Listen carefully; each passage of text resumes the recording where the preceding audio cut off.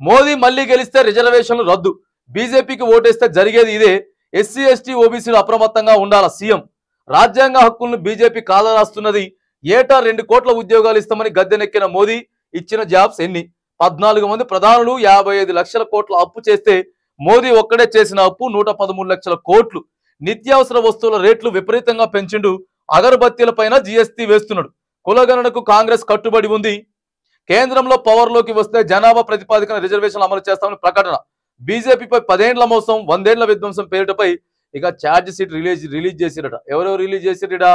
బీజేపీపై charge sheet ను release చేస్తున్న CM Revanth, deputy CM Bhatti, Deepa Das Munshi, మంత్రులు వెంకటరెడ్డి, కొండ సురేఖ, పొన్నం ప్రభాకర్, ఎమ్మెల్సీ మహేష్ కుమార్ గౌడ్.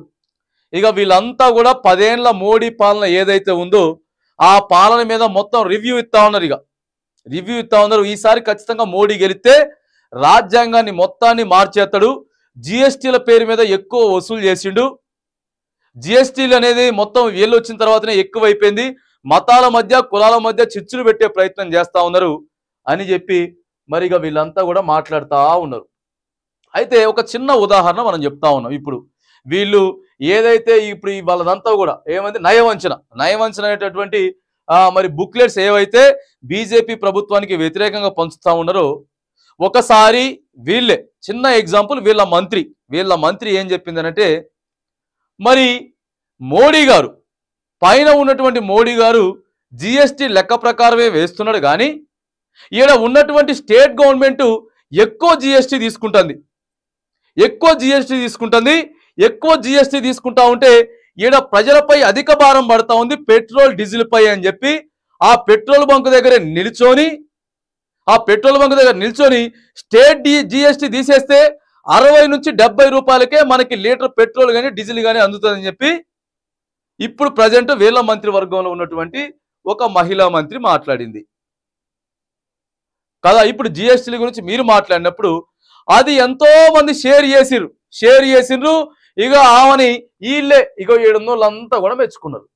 700 కూడా మెచ్చుకుంటే మరి ఇవాళ మీరు స్టేట్లు ఉన్నారు కదా, ఇవాళ మీరు స్టేట్లు ఉన్నప్పుడు మరి ఆ జిఎస్టీ తీసేయరాదు. ఒకసారి మా స్టేట్ జిఎస్టీ తీసేస్తున్నాం, ఓన్లీ నరేంద్ర మోడీ మీ మీద ఏదైతే భారాన్ని మోపుతుండో ఆ జిఎస్టీ మాత్రమే ఉంచుతున్నామని చెప్పి మరి మీరు చెప్పరాదు. ఆ మాట చెప్పండి ఫస్ట్.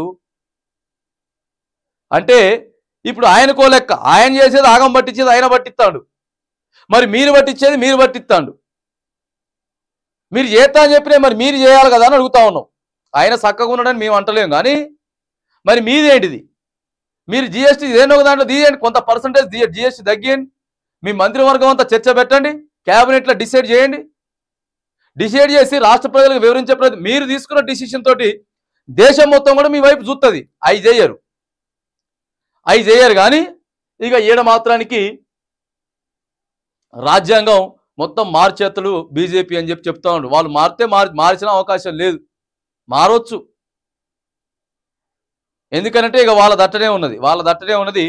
ఇగో మీరు ఇట్లనే ఉన్నారు. ఏమైపోయింది? దేశ ప్రజల కర్మ. అయితే బీజేపీకి ఓటేయాలి, లేకపోతే కాంగ్రెస్కి ఓటేయాలి, గంతే కదా. అయితే తూగిత్తా లేకపోతే మేగిత్తా, అయితే వాళ్ళు లేకపోతే మేము, గంతే. దేశ ప్రజలకు పెట్టినటువంటి కర్మ. ఇక మీరంతా కూడా వీటి మీద రాజకీయాలు చేసుకుంటా ఇక అంతా కథ చేస్తూ ఉంటారు.